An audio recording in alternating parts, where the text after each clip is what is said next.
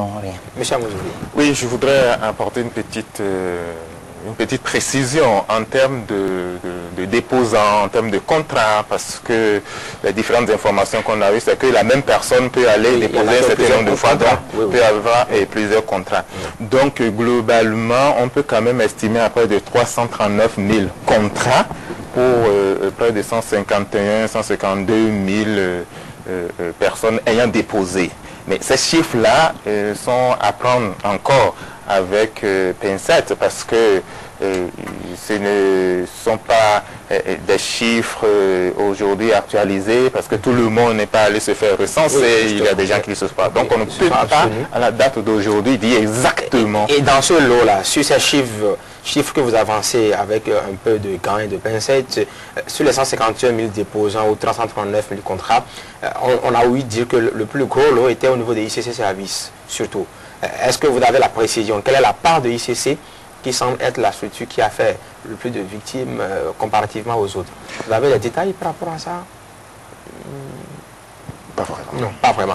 Je sais simplement que la structure ICC, qui est l'une des 204 structures recensées, quand même 204 structures, il faut le nombre, ça fait combien? Il y a au bas mot 204 structures. Au bas mot 204 structures qui travaillaient et qui ont reçu des épargnes. Et qui travaillent et qui ont reçu des épargnes. 204 structures. Au moins 204 Au moins 204 parce que il y en a qui n'ont pas pu se faire enregistrer. Ben, on en découvre tous les jours, qu'on ne retrouve pas dans les livres, qu'on ne retrouve pas dans les cahiers. C'est signe que le Béninois ne croit pas de jonction. Monsieur, mettons que le vaste problème au niveau de ICC Service, qui a eu accès, on peut dire que c'est au niveau de ICC avait eu, et c'est ce qui a déclenché tout ce que nous voyons par dit illégal de placement avec exactitude.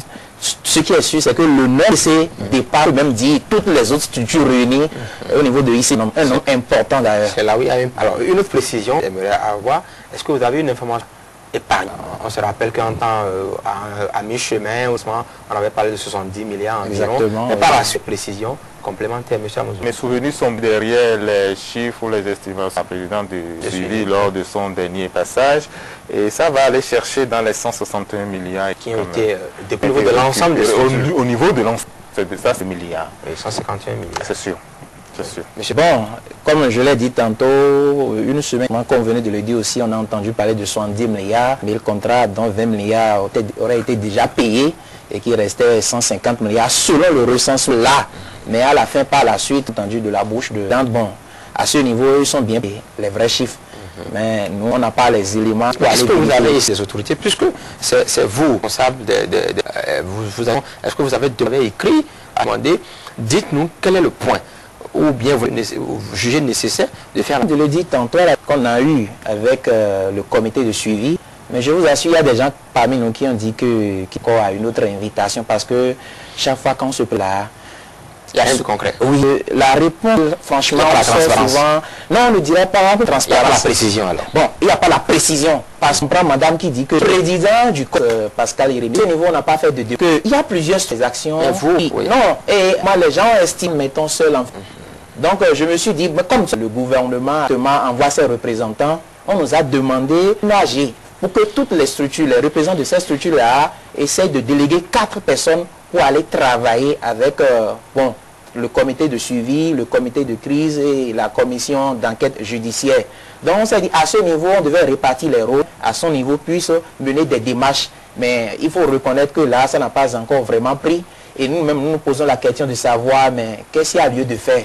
Mais c'est à cause de la dernière séance qu'on a eu que... Oui, mais vous avez vos intérêts en jeu. S'il y a des réponses qu'on vous donne qui vous découragent et vous baissez les bras, finalement, vous n'aurez pas... Oui, je suis entièrement d'accord avec vous. On n'a pas baissé les bras.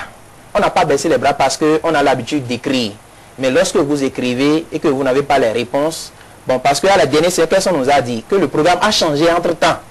Le comité de suivi est représentant, mais entre-temps, il s'est dit, bon, il faut travailler maintenant avec les représentants de chaque structure. Lorsque une structure faire un programme pour dire, bon, nous allons monter sur un pour payer maintenant. Ceux qui sont concernés par cette structure-là, on les invite à travailler avec eux, prendre des informations avant de monter sur le terrain.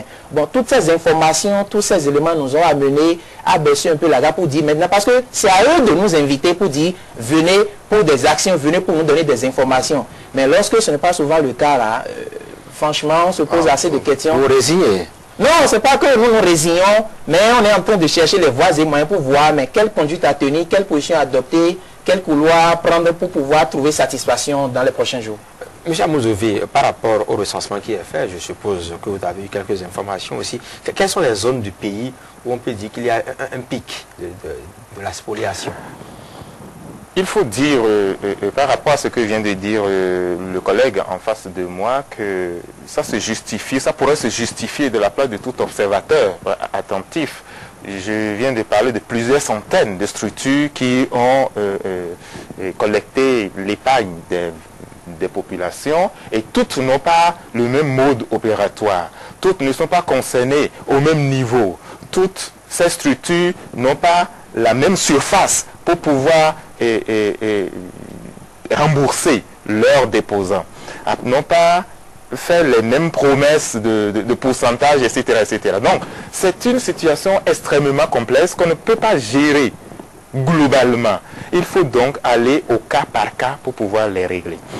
Vous dites, pour ce que je sais, pour la lecture que je fais au sud du Bénin, dans les zones du sud du Bénin, à savoir l'Atlantique, le littoral, le plateau, l'Ouémé, et le Mono, le Koufo, c'est fortement concentré à ce niveau. Et cela va de soi. Et ça a migré vers le nord du pays. Et pour le constat qu'on avait fait au moment où les recensements se faisaient, pendant que des files, de longues files pour tout observateur qui a suivi la télévision, pendant qu'il y a de longues files dans les centres réservés à Kounou, vous allez à Parakou, vous allez à Natitengu, à peine voyez sur le terrain, recense une dizaine de gens. Donc, le pic, vous le retrouverez au bas Bénin, au nord Bénin, et ça décroît au fur et à mesure que nous montons. Voilà. Et puis aussi, quelles sont les catégories sociales qui ont été les plus touchées, spoliées? Est-ce que vous avez essayé de voir une statistique sociale par rapport à cela? Ah, très bien, vous me posez là une bonne question. Oui. Lorsque je regarde dans la file, des gens qui vont s'inscrire, encore que tout le monde n'est pas allé s'inscrire, toutes les catégories socio-professionnelles, lesquelles ont été le plus touchées? Ce que je vois en attendant de lire les derniers les tests qui attestent la chose, c'est quand même les jeunes dans la tranche d'activité, ce qu'on appelle les gens actifs, entre 24 et 35 ans, ils sont quand même les plus nombreux. Ça, c'est en termes d'âge. Maintenant, en termes de... Ça, c'est par rapport à la tranche d'âge. C'est par rapport au sexe. Par rapport au sexe... Plus de femmes que d'hommes ou plus d'hommes que de femmes?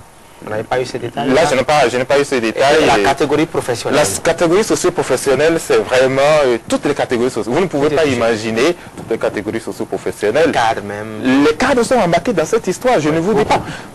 Moi, il m'est arrivé, j'ai énormément cogité sur la question, il m'est arrivé de poser la question à un cadre, à un haut cadre d'une structure bancaire. Mon ami, comment ça se fait que tu fasses ça? Structure bancaire. Il est cadre dans une banque. Et il a déposé de l'argent.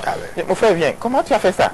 Je dis, vraiment, ça ne se démontre pas. Ça se vit. Donc, il n'y a pas que les simples gens qui ont déposé de l'argent là, il y a toutes les insoupçonnés l'ont fait. Des gens insoupçonnés ont dû le faire. Oui. Ce qui repose, et nous allons revenir là-dessus dans l'analyse sociologique, ce qui repose le problème de...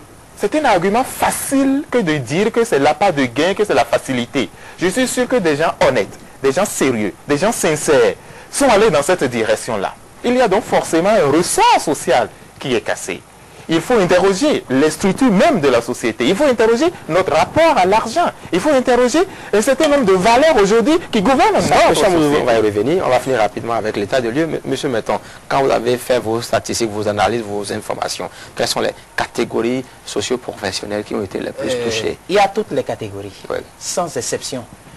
Il y a des personnes, des personnalités, vous ne pouvez pas imaginer, qui ont aussi placé les sous. Toutes les catégories, même les retraités. Tantôt vous avez parlé du CES. que ce soit au niveau du sexe féminin, bien du sexe masculin, je vous assure, toutes les catégories, des personnes même soupçonnées. Parfois, quand j'entends les gens dire non, pourquoi vous avez cru à la chose? Non, mais je dis non, ne nous condamnez pas. Il y a des gens qui ont fait banque et finance. Ils ont été à l'école, ils ont appris cela. Ils savent qu'on ne peut pas gagner de l'argent de cette manière. Pourtant, ils ont placé. Et pourtant, monsieur Oussou, je vous dis, ils ont placé. Fortement, ils ont fortement même misé. Fortement misé. Il n'est pas question de condamner nos pauvres mamans, nos jeunes soeurs. Non. Et dans cette affaire, moi, je dis quelque chose. Il ne faut pas seulement voir ceux qui sont reconnus par les différentes structures de placement d'argent. Derrière ceux-là, il y a un monde impressionnant. Lorsque vous prenez la vendeuse de bouillie quelque part, le racoleur qui est là pour dire Cotonou Adja par exemple, il est concerné. Lui n'est pas directement allé à ICC ou bien à une autre structure, mais il a placé ses fonds auprès de quelqu'un, un tontinier par exemple, bien quelqu'un en qui il place une confiance, mais ce dernier est placé là-bas. Et lorsque ce dernier ne pourra pas rentrer bien, ne va pas rentrer en possession de ses fonds, vous êtes d'accord avec moi que le tontinier, le racoleur, l'apprenti menuisier qui est là, qui cotise 200 francs par jour, les gens ont vendu leur, leur boutique au marché d'Antopa. Les gens ont vendu des bijoux de valeur. Les gens sont allés à la retraite, ils ont tout pris dans les différentes banques. Mais je vous assure, il y a même des banques qui souffrent à cause de cette affaire. Parce qu'il y a des gens qui sont allés faire des prêts pour dire, je veux, bon, ils le déclarent comme c'est pour aller placer dans une structure de placement d'argent. Hein. Non, ils ont une activité, ils veulent monter un projet et la banque leur accorde le crédit. Et ils passent au détour pour aller même des banquiers ont déposé de l'argent. Ce que nous avons réalisé, il y a des noms ici, on ne peut pas sortir tout cela. Et il y a des gens, quand vous voyez le nom, on dit, mais celui-là aussi, il est dedans. Mais par contre... La liste des épargnants, là. Plein ici, ce que vous voyez là, rien que la liste des épargnants, ce qu'on a réalisé au niveau de CEDIC, ICC, ils sont nombreux. Dedans, des noms, vous ne pouvez pas imaginer. Mais nous, on n'est pas là pour passer l'information. Lorsque moi, je vois le recensement au niveau de la préfecture, mais je vous assure, il y a des gens qui ne pouvaient pas se pointer là. Il y a des honorables députés. Il est vrai que d'autres ont passé par travers pour dire que c'est madame qui a placé ou bien c'est ma fille et consort là. Mais il faut reconnaître que si peut-être... Qui a remis à madame. Bon, je ne dis pas ça, peut-être c'est avec la caution bien... le souhait de ce dernier que madame a placé. Donc, même les retraités. Mais monsieur Oussou, je vous dis, les gens souffrent énormément dans cette affaire. Ils souffrent énormément. Et ce qu'on dit, allez peut-être au niveau du centre psychiatrique de Diaco pour constater que vraiment il y a des gens qui sont déréglés. Il y a des gens qui sont déréglés, qui ne peuvent plus correctement raisonner parce qu'on leur a tout pris. On va y revenir, monsieur Metton. C'est vrai que je connais le père d'une amie à moi qui est tombé malade parce qu'il a mis juste 9 millions, qui est resté des mois à l'hôpital depuis... et qui est dans une situation dramatique. Monsieur Amouzoufi, juste réagir parce que nous allons passer... Oui, justement, deux petits aspects. Là, je suis très solidaire des drames que vivent tous ceux qui ont cru devoir déposer leur argent à ce niveau. Mais lorsque nous voyons le tableau, la nomenclature, catégorie des différentes personnes qui sont allées, et ce que mon ami a bien fait de peindre maintenant, on se pose la question, et je me repose la question de savoir, doit-on les considérer comme des spoliés? Doit-on les considérer comme des victimes? Le débat n'est peut-être pas là. Mais si on ne répond pas convenablement à cette question, on passe à côté de la solution. Deuxième chose que je voudrais dire, vous avez intitulé l'émission « Un drame oublié » ou « Un drame qui s'oublie ». Il ne me semble pas que ce drame s'oublie. Si on voit un peu la manière dont le phénomène a émergé, la manière dont il est né, la manière dont il s'est développé et cette relative accalmie dont vous parlez, on comprend très bien que c'est un fait de société. Et comme tout fait de société, ça naît, ça rebondit, ça revient. Et puis, dans différents états-majors, ça se murmure, ça se susurre.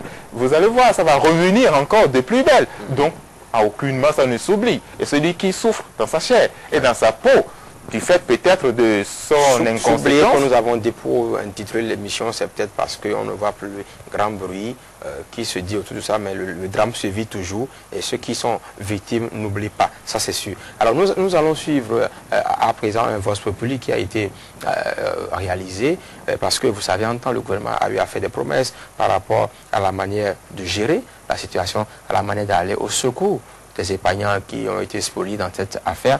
Mais est-ce qu'aujourd'hui, est-ce que les choses se passent tel que le gouvernement a prévu. Grande question. Suivons en quelques 3 minutes ce Vox Populi. Très bien.